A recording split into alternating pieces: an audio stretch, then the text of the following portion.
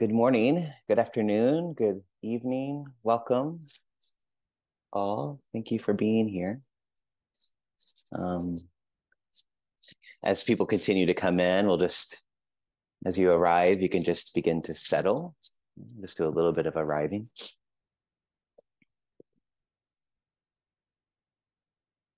Yeah, and so I like to move around a bit, shrug shoulders, stretch, settle in.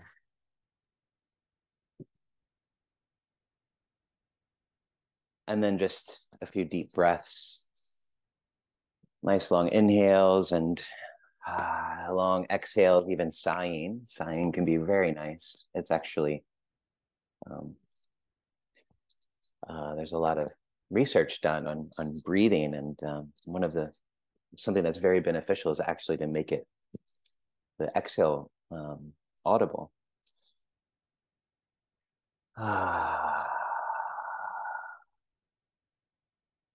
It's an instant relaxation, stress reliever.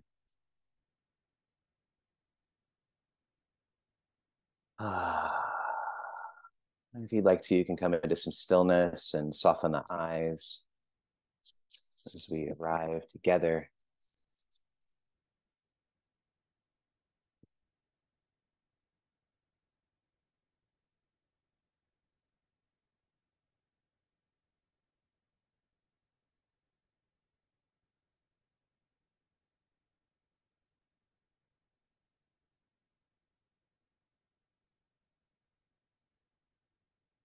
And feel the ground beneath you, the contact with the seat and the ground.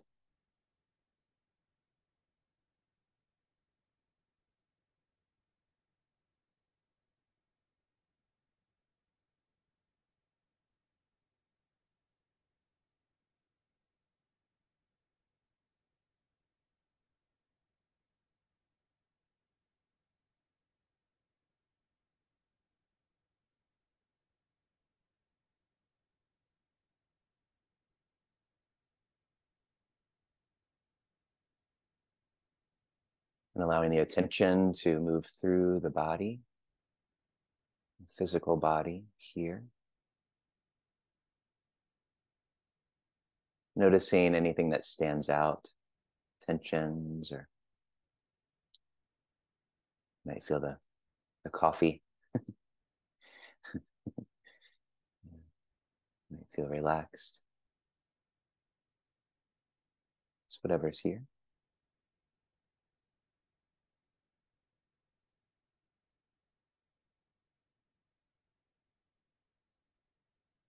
Notice the tone of the mind.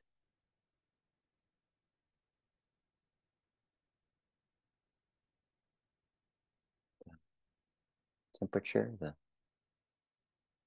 weather report in the mind.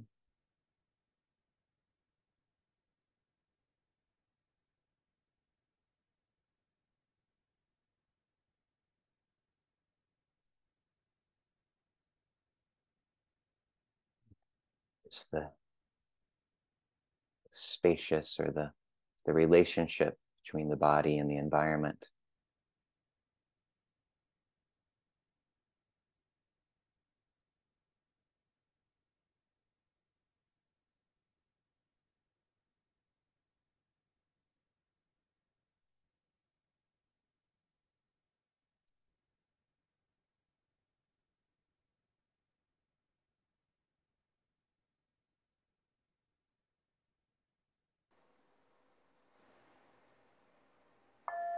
Let's take a nice long inhale through the nose and let it go.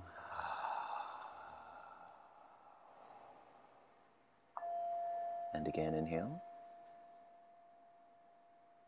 Let it go.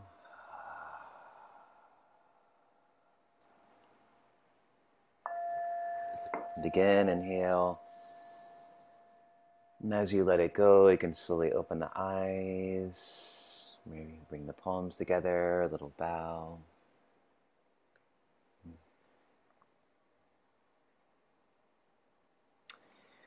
Yeah, maybe looking through the participants here is our Sangha for today. Yeah. And I want to welcome everybody to Sacred Mountain Sangha Sunday Sit. A lot of S's in there, so can be difficult to say. But welcome here, wherever you're coming from, you're welcome. And my name is Adam Stonebraker, and I'm a core teacher with Sacred Mountain Sangha, and I really love doing these Sundays. And so if you haven't been here before, the rhythm of this is we just start with a little grounding that we just did. And now we'll go into some chanting, and then some sitting, more sitting, and then I'll offer some Dharma words at the end. Is my connection okay? There's a message down here that it was a little shaky. Okay. Maybe that was just some initial shakiness. Cool. And I feeling blessed as well. I love gathering. Even on Zoom, this Zoom is, there's many limitations, but there's so many benefits of being able to gather from all over the world at many times and be able to practice together. It's really, really wonderful. So let me share the chant book with you. We have a new and improved chant book coming. So, but this one works for now. It's worked for many years. So this is the direct this will take you to the document. And for some people that doesn't always work.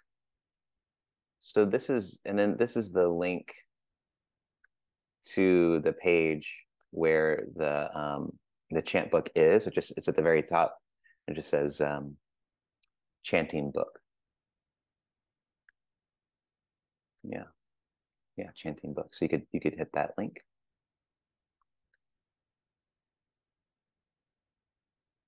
Yeah, and so we'll start at the top of page 3, I believe it is. Page 3, yes.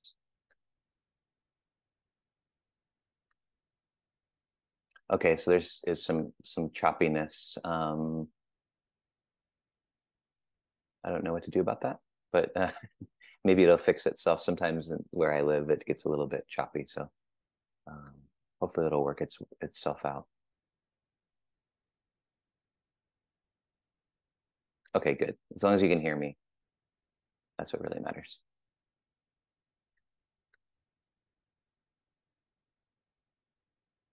Okay, so top of page 3, we'll start with Namo Tassa Bhagavato, so honoring of the Buddha,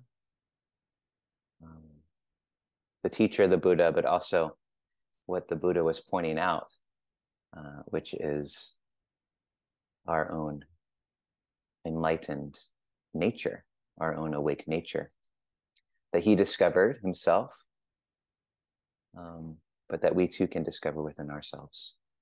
And so that potential, we can honor that, our nature.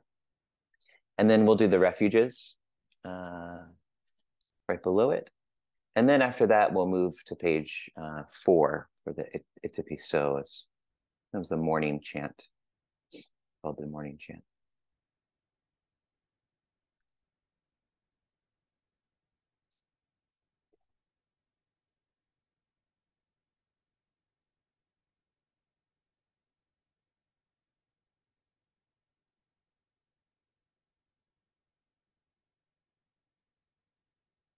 Let's exhale together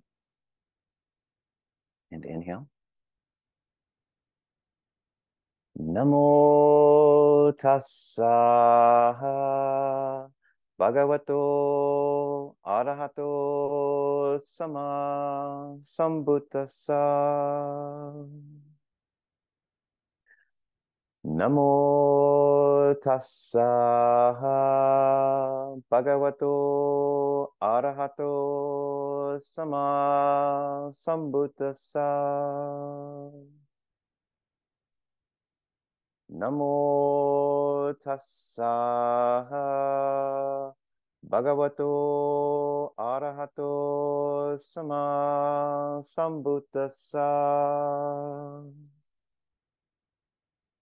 Buddham saranam gacchami. Dhammam saranam gacchami. Sangham saranam gacchami. Dutiyampi Buddham saranam gacchami. Dutiyampi Dhammam saranam gacchami. Dutiyampi Sangham saranam gacchami. Tatiyampi Buddham saranam gacchami. Tatiyampi Dhammam saranam gacchami. Tatiyampi Sangham saranam gacchami.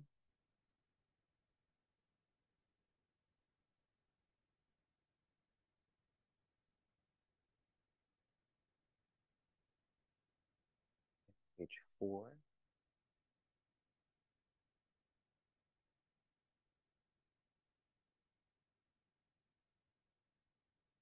Yitipiso bhagava araham samma sambuddho bija charana sampano sugato lokavidu anuttaro purisattam sarati sata deva manusanam buddho bhagavati savakato Bhagavata Dhammo Sanditiko Akadiko Ehipasiko Opanahiko Pachatam Bedita Bhovenu Iti Supatipano Bhagavato Sabakasango Ujupatipano Bhagavato Sabakasango Naya Patipano Bhagavato Sabakasango Sami Chipatipano Bhagavato Sabakasango Yadidam Chattari Purisayogania Tapurisapuggala Esa Bhagavato Sabakasango Ahunayo Pahunayo Dakinayo Anjali Karaniyo Anutaram Punyaketam Loka Sati.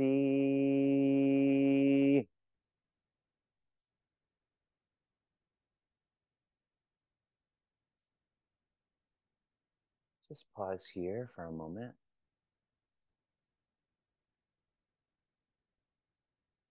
At this point, I like to just acknowledge the lineages and the many traditions and the practitioners and the teachers and the cultures that all of these teachings have been passed down through, beginning with the Buddha, who was born in southern Nepal, and disseminated the teachings throughout the Ganges River Valley. And from there, the teachings spread down to Sri Lanka, up into China, as far west as Afghanistan, and then up into Russia, Mongolia,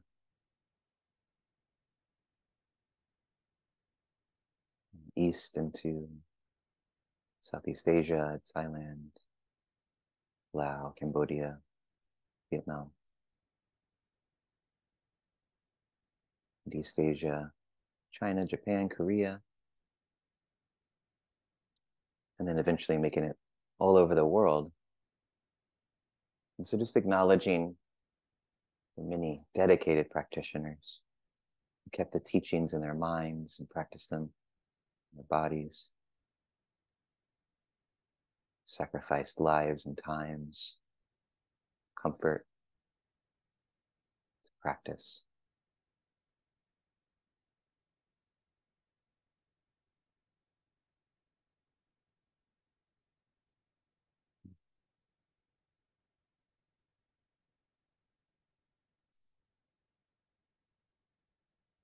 Thank you. I left out a lot of countries, but yeah, it's hard to name them all.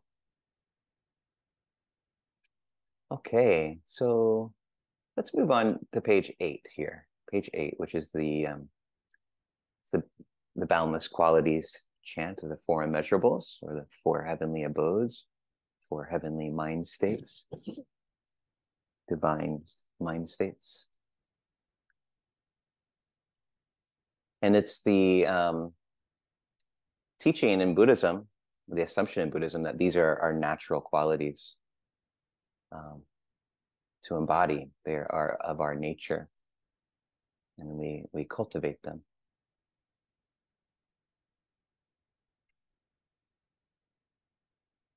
Now let us make the four boundless qualities shine forth.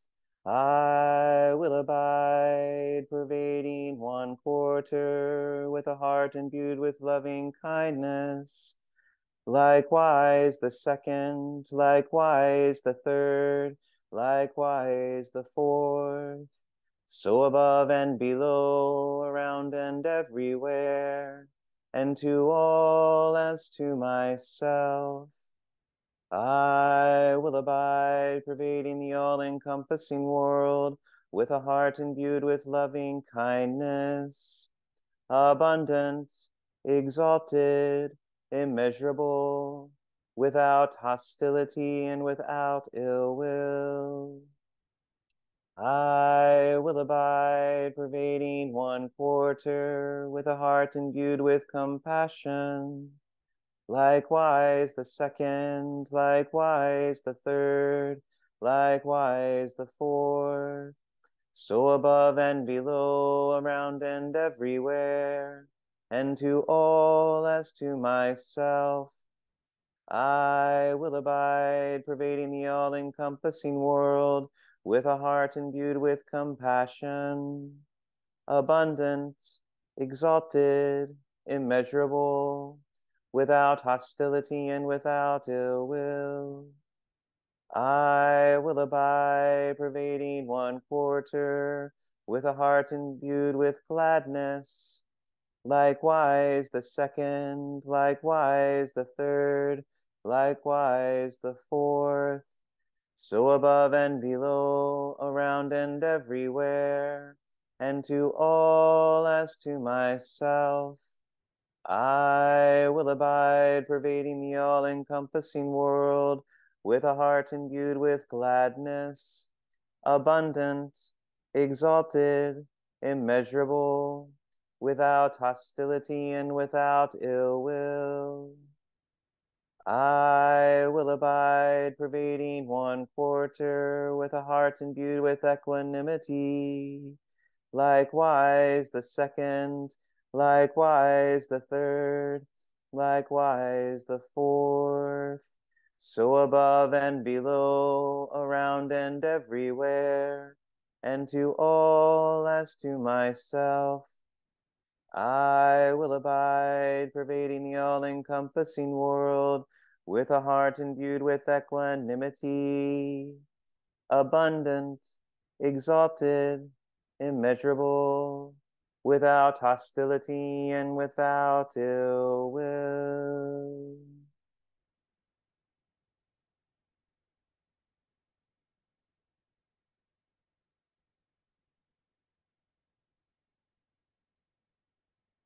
Alrighty, let's move on down to the Great Compassion mantra. We got to do that one. It's a must.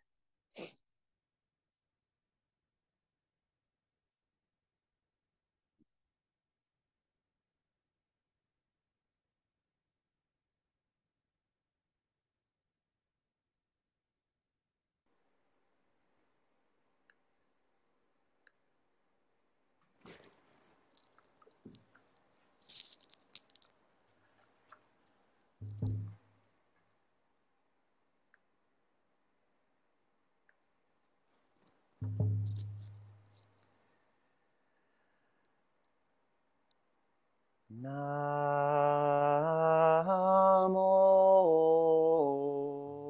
Tadabe,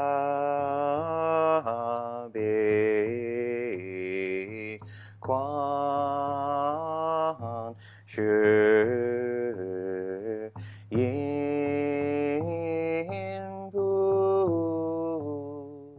sa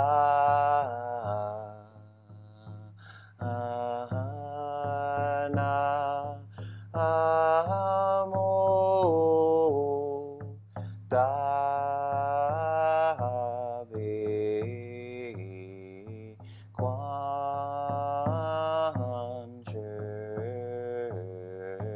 yin bu sa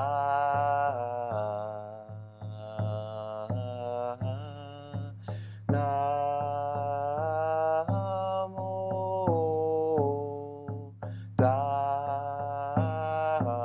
be quan yin bu sa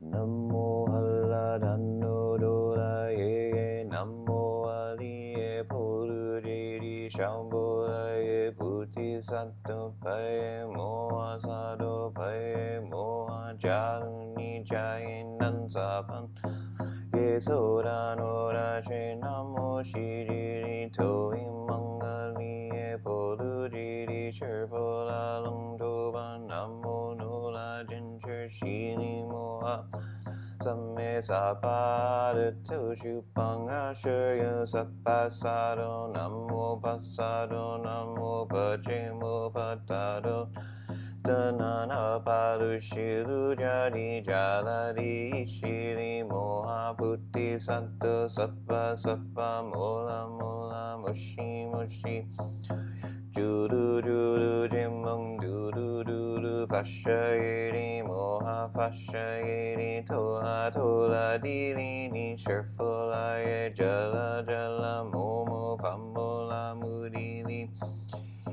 Shurna Shurna Wala Shavala Shali Pasha Pashan Pula Shay Hulu Hulu Mola Hulu Hulu Shili Sola Sola Shili Shili Sulu Sulu Puttiye Puttoye Puttoye Mini Ye Nola Jincher Dili Shiny No Paya Mono Sopaha Shitoye Sopaha Moha Shitoye Sopaha Yui Sherpam Ye Sopaha Nola Jincher Sopaha Mola Nola Sopaha Shiru Sangha Muchoye Sopaha Sopamo Shitoye Sopaha Jajali Sopaha Boromore Shitoye Sopaha Nola Jincher Panjelaye Sopaha Shangelaye Sopaha Namo Allah Dano Dolaye Namo Aliye Polujedi Shabulaye Sopaha Nanchi Dandu Mandola Pato Ye Sopaha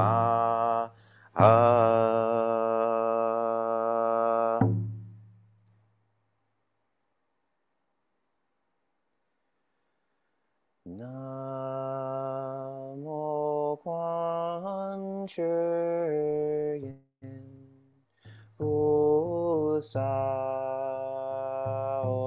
Na O Quan Yin Bu Sa E Namo Quan Yin Bu Sao Na Mo Quan Yin Bu Sa E Namo Quan Yin Bu Sao Na Mo Quan Yin Bu Sa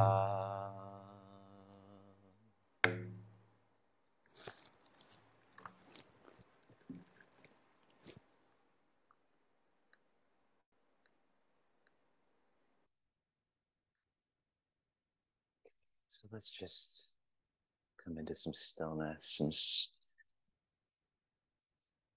some silence.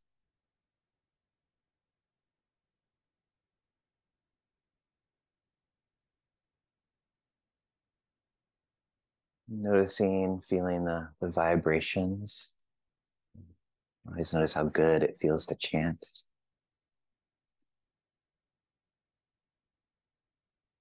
And just how it affects the entire system, the body, the mind, nervous system, breath, even the environment.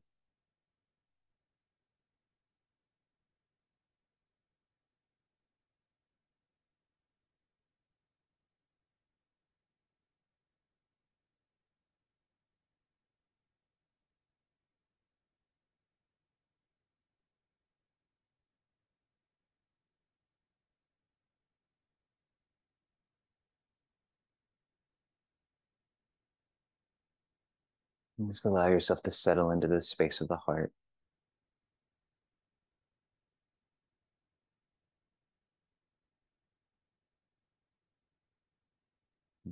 Abiding there.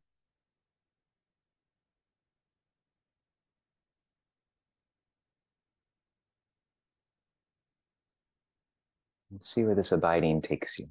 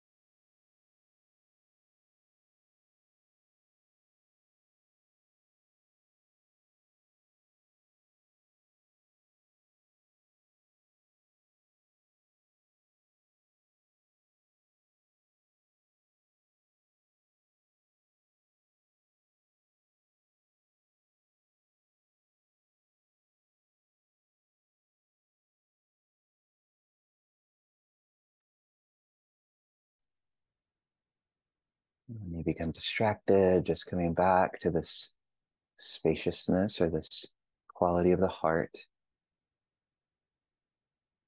not in like an exclusive way, but in a very inclusive way.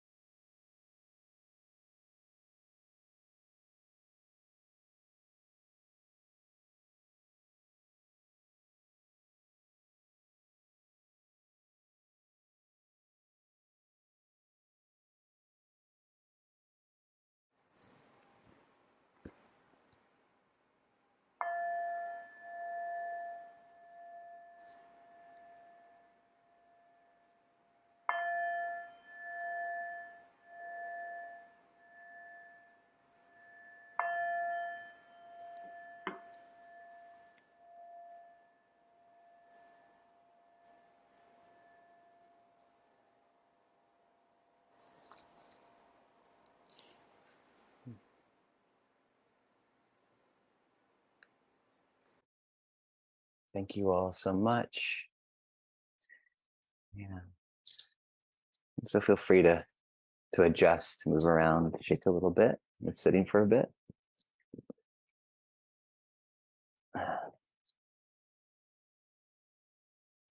Mm. Yeah, I really love to do that type of meditation. Just this kind of just bringing attention to the heart, and it's very interesting because we say the word mindfulness, but it could just as easily be heartfulness. Because a lot of what in Buddhism, when we talk about the mind or the thinking mind or working with the mind, the word that's used is chitta, which can mean heart or mind. And so often you'll see um, lots of realized teachers or in Tibetan traditions all over, in Theravada traditions, all of these traditions, when they talk about thinking, they point here. They're always pointing here rather than here. Here in the West we kind of point here, but yeah, they're always pointing here. And I've found that this transition from here to here is a really profound one. We tend to relate to the world here, kind of our head leading us around everywhere. But if we begin to just shift the energy or just allow the energy to come down and start to relate to the world and to people with the heart, um, it changes things. It's a huge transformation. And scientifically, we have neurons in the heart space and in the belly as well as the head. But if you notice, when we're walking around and we're feeling and things affect us and emotions, it happens here. It happens here. And so there's this interesting shift that takes place when we draw down. There's a more of an embodied experience of relating with the world. And that may be, what the Buddha was trying to point towards, and what many spiritual teachers point towards, and specifically through these four immeasurable practices. Because the four immeasurables, the first one is love, loving kindness, metta, maitri, is metta. And if you think about it, really all of the four immeasurables are loving kindness. So we cultivate love, we cultivate loving kindness, and that's typically felt here. It's this this connection with our shared humanity or our shared life on this planet.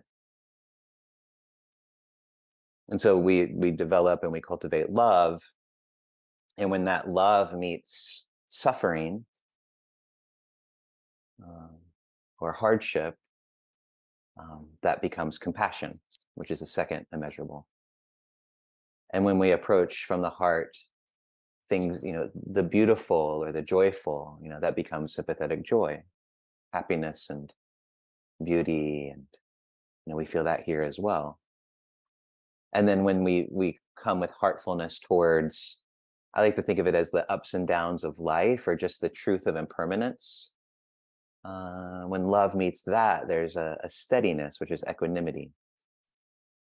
And so if we think about what love is, what is love? There's many aspects to it, and there's many types of love, but how I like to think of it is inclusion or understanding.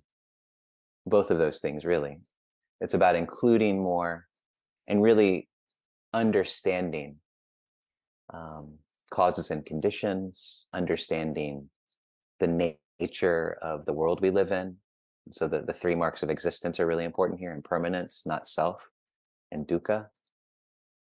So seeing things through that filter, seeing the world through a lens of love and understanding and acceptance and inclusion is the shift that we're making. And I've been thinking a lot about just Sangha. So we have the three jewels: the Buddha, the Dharma, and the Sangha. And a lot of times the Sangha kind of gets left out, especially sort of in our modern Western Buddhism, where we go on retreat and we're silent the whole time, and then we go home. There's no real Sangha built there. The Dharma, the Buddha and the Dharma are very strong, but the Sangha isn't there. And the Sangha is included in these three jewels because it's as important as anything else, as the other two, as the Buddha and the Dharma. This quote from Thich Nhat Hanh is something I've been really pondering lately. He says the Buddha of the future is the Sangha. And when we think about, all of the things that we're facing now with climate crisis and economic collapse and all of this stuff that's happening or will happen, the more important community and Sangha and understanding and love becomes. And this future Buddha is traditionally the Buddha Maitreya, or Mataya is what in Pali what it would be. And that name is made up of two different things. So Maitreya, Maitri, or Mettaya, metta, is loving kindness. And Aya, or what, I'm not sure what the other word is, but it means supported by. So supported by loving kindness, or Mettaya, supported by loving kindness. And so the Buddha of the future is loving kindness, is love, is Sangha, which I find really interesting, this connection that I recently made.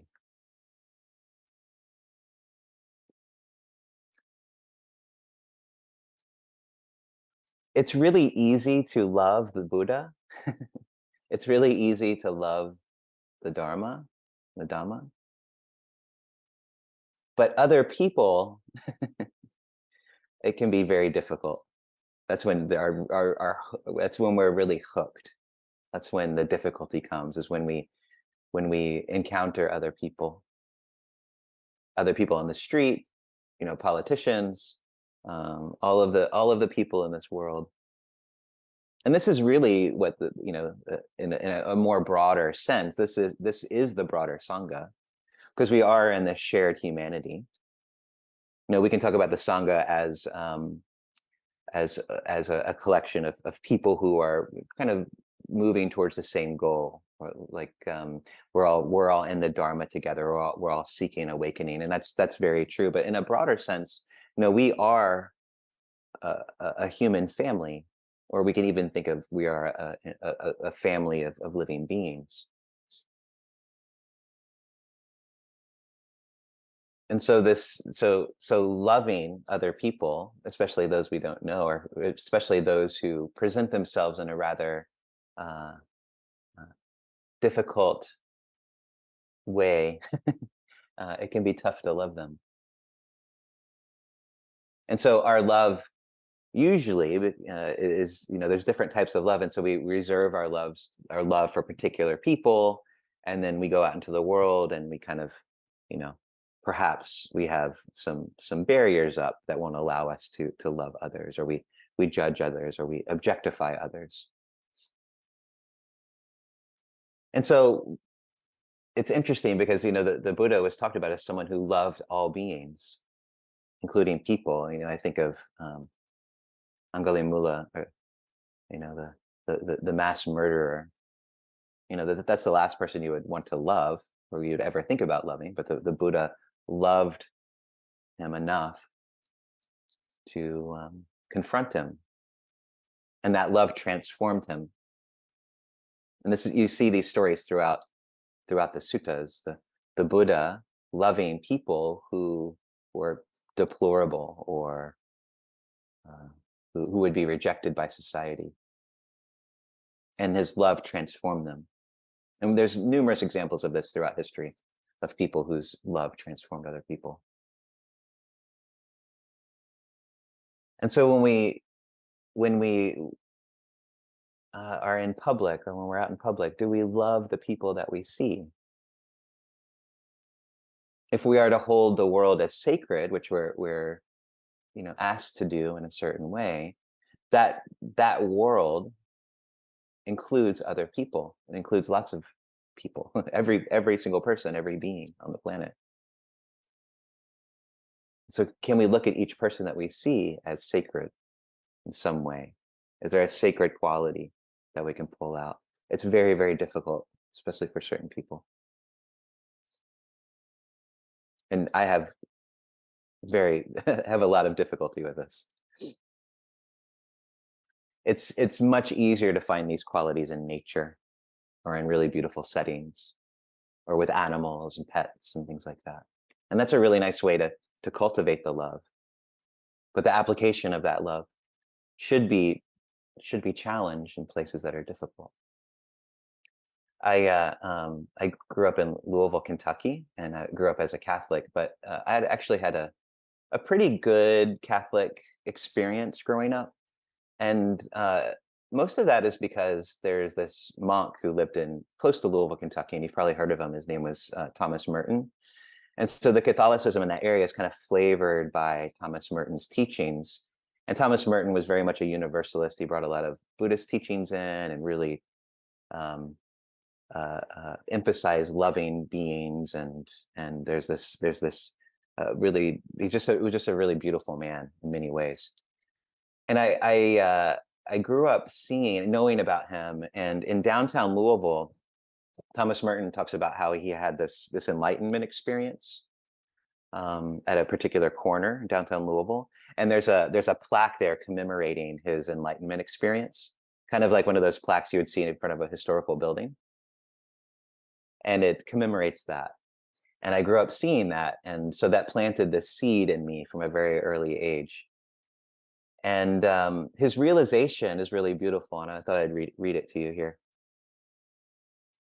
It says, in Louisville, Kentucky, at the corner of 4th and Walnut, in the center of the shopping district, I was suddenly overwhelmed with the realization that I loved all those people, that they were mine and I theirs, that we could not be alien to one another, even though we were total strangers. It was like waking from a dream of separateness, of spurious self-isolation in a special world, the world of renunciation and supposed holiness. This sense of liberation from an illusory difference was such a relief and such a joy to me that I almost laughed out loud. I have the immense joy of being a human, a member of a race in which God himself became incarnate. As if the sorrows and stupidities of the human condition could overwhelm me, now I realize what we all are. And if only everybody could realize this, but it cannot be explained. There's no way of telling people that they are all walking around shining like the sun.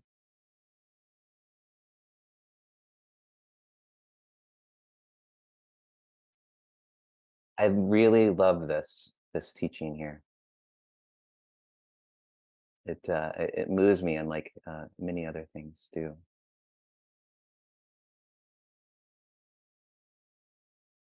And so this idea, this realization, is perhaps what this is all about. And I've had this realization a few times in my life. This an incredible sense of union and belonging. And so maybe as practitioners, as humans, we are to become Maitreya ourselves, this embodiment of loving kindness, this supported by love, both individually but also collectively, a community of love, a community of support, a community of inclusion, a community of acceptance, a community of understanding. We're not only practicing metta, loving kindness, but we are becoming it. And perhaps this love can transform us and plant those seeds in other people. And this is the Sangha. And so this true spiritual, we could even maybe say divine love, is without an object. And we have a tendency to perhaps turn people into objects and judge them individually. But people are simply causes and conditions, just like us walking around in a world that is causes and conditions. They are just like us. This doesn't mean we like every person or we condone their behavior, but we love them because there's an understanding that everybody is a product of their conditioning. Everybody is part of this one sacred whole. We can cultivate love for the Buddha, we can cultivate love for Guanyin, but if we're just limited to them as objects, then that's not transformational, and it's limiting. But if we recognize them as inherent universal qualities that arise within us, then this is how we cultivate the true and divine and the beautiful love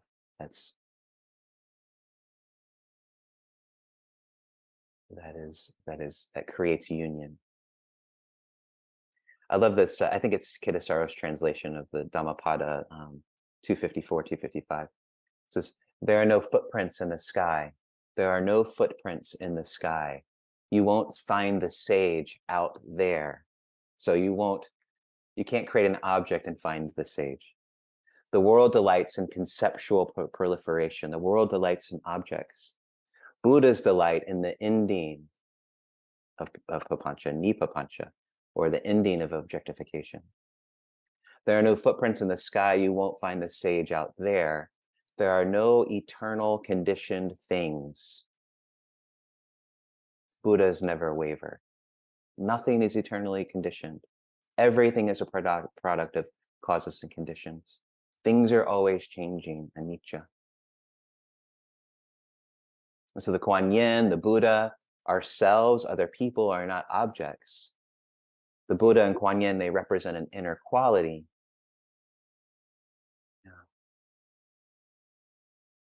And our relationship with other people in the world just reflects something that we're clinging to in us, in ourselves, something that we're not accepting in ourselves, something that we're not including in ourselves.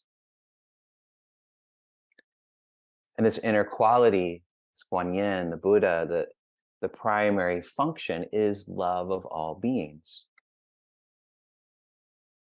And the purpose of this transcendent love is to melt all of our fear, to melt all of our hatred, to melt all of our delusion, to loosen our attachment, to loosen our grasp on ourselves. Because this self right here, my individual self, is our main focus of objectification. The solidification of the self.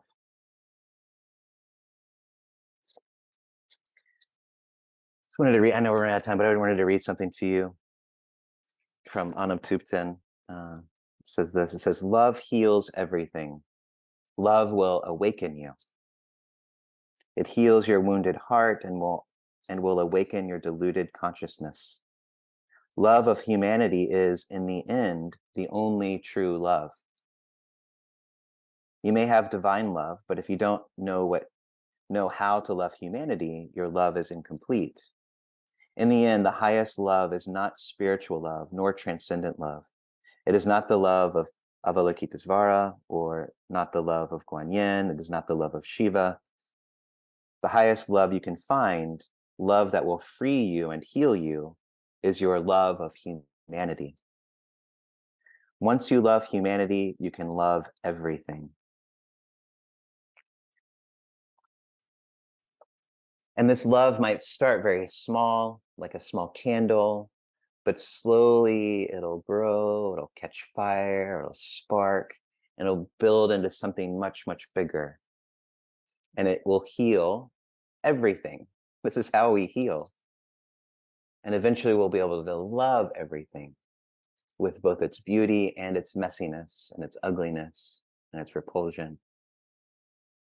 Yeah. Until we see people like Thomas Merton did, walking around shining like the sun.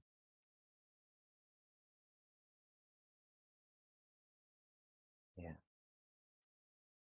I'll just end there. Thank you so much.